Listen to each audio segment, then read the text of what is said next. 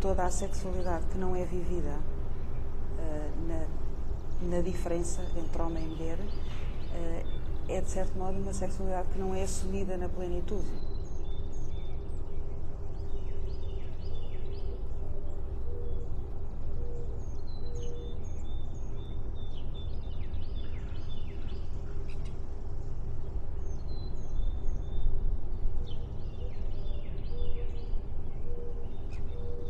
É assim, eu entendo que é uma doença. Eu entendo que é uma doença.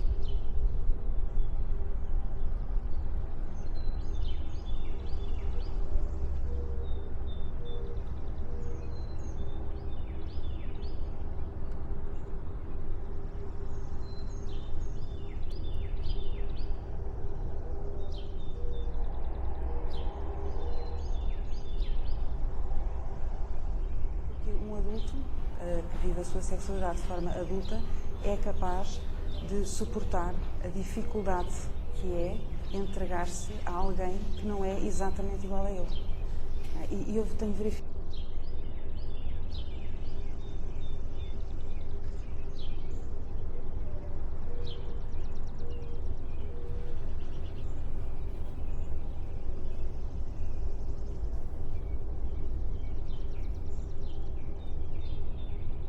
Mesmo assim, duvido que vão parar direitinhos à homossexualidade. Eu acho que é uma coisa muito mais.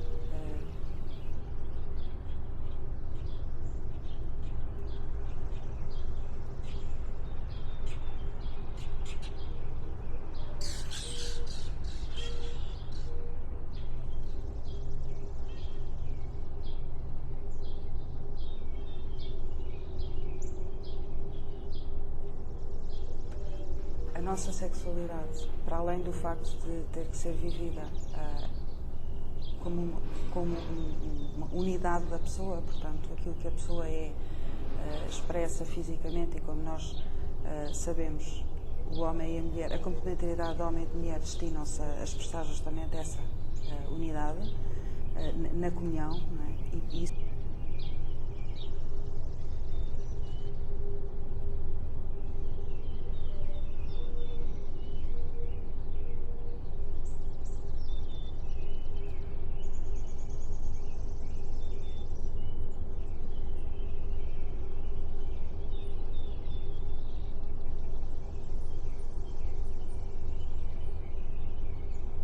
sexualidade que não é assumida na plenitude.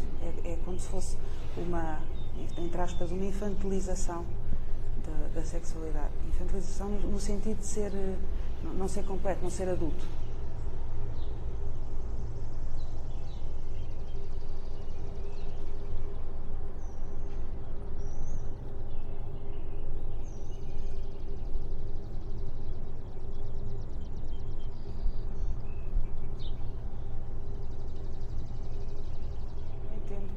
Que é uma doença. Eu entendo que é uma doença porque a nossa sexualidade, para além do facto de ter que ser vivida como uma unidade da pessoa, portanto, aquilo que a pessoa é expressa fisicamente e como nós sabemos, o homem e a mulher, a complementariedade do homem e de mulher destinam-se a expressar justamente essa unidade na comunhão, não é? E isso não é possível se a entrega for feita entre duas pessoas que são iguais. Portanto, toda a sexualidade que não é vivida na diferença entre homem e mulher é, de certo modo, uma sexualidade que não é assumida na plenitude. É como se fosse uma, entre aspas, uma infantilização da sexualidade. Infantilização no sentido de ser, não ser completo, não ser adulto.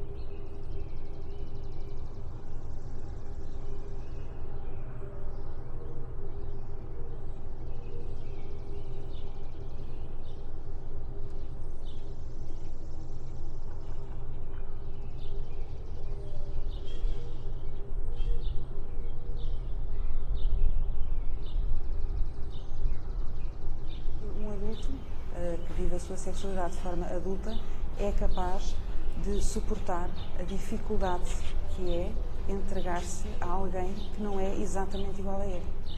que esta é de facto uma das grandes dificuldades das pessoas que são perturbadas pela homossexualidade, é a dificuldade de poder confiar em alguém que lhes aparece como sendo tão diferente, não é? O facto de ser de outro sexo.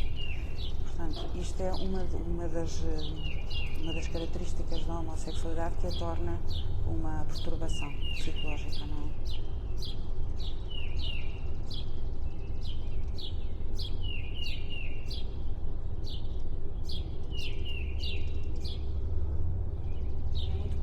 Hoje em dia, porque a partir do momento em que a nossa cultura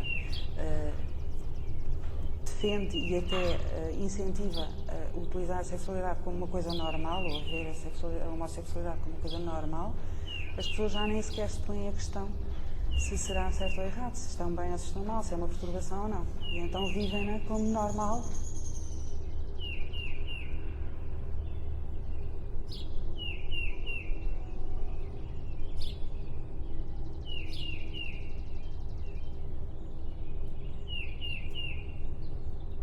Faz com que cada vez se generalize mais. Quer dizer, nós sabemos que uma coisa que é errada, se a lei a torna, ou a moral comum a torna correta, deixa de se pôr a questão, deixa de ser um problema, não é? Portanto, também, às tantas, também é um problema cultural grave.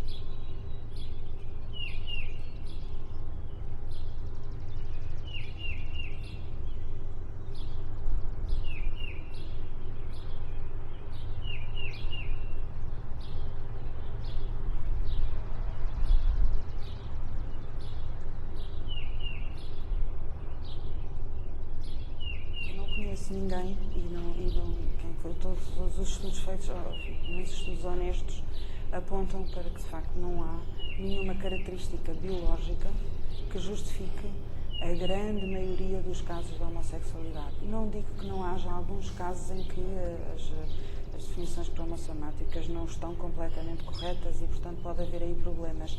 Mesmo assim, duvido que vão parar direitinhos à homossexualidade.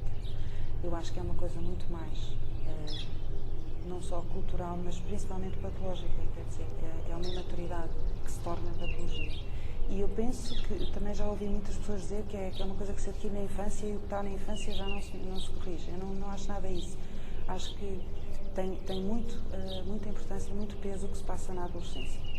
Porquê? Porque na adolescência, pelo menos no princípio da adolescência, há uma fase da vida dos jovens em que eles tendem a identificar-se muito facilmente com o amigo ou a amiga do mesmo sexo.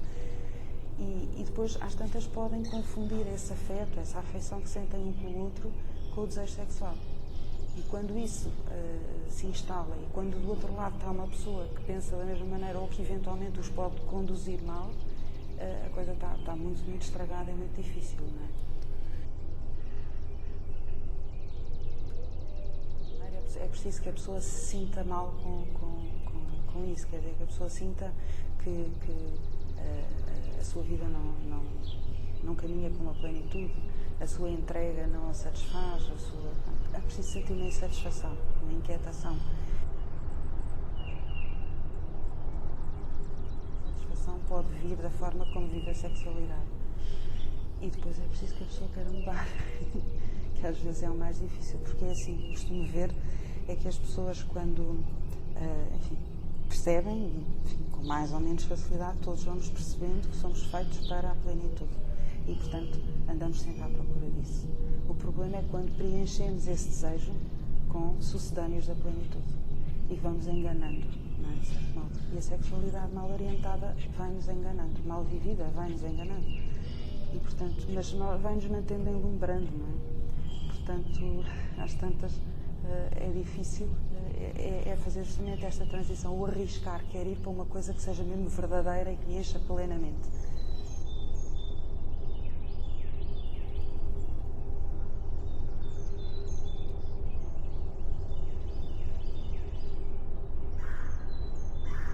É possível viver iludido, não é desejável viver iludido, não é? O que eu acho que é bom é a pessoa nunca se sentir plenamente satisfeita e perceber sempre que tem que caminhar para outra coisa, não é? O viver iludido é o que faz o sucedâneo.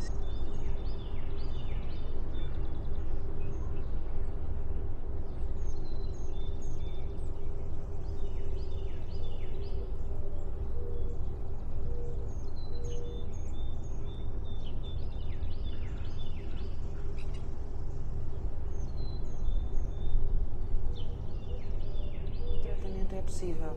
Não quer dizer que não se faça sem sofrimento. Quer dizer, qualquer perturbação de natureza psicológica envolve sempre um grande sofrimento na cura. Portanto, a pessoa tem que estar disposta a isso. Muitas vezes o que ajuda é acreditar na amizade de quem está a ajudar. Uma relação de amizade que ajuda muito.